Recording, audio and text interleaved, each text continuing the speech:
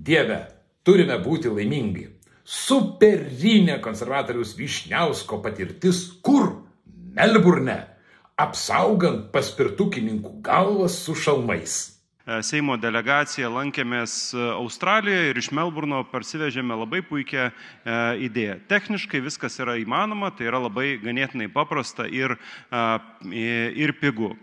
Manau, sutiksime, kad šalmo dėvėjimas važiuojant tiek dviračių, tiek paspirtuku yra labai svarbi priemonė, tai gali išgelbėti gyvybę, tai be abejo neapsaugo nuo visų galimų traumų, tačiau galvos zona yra traumos ten yra pačios pavojingiausios.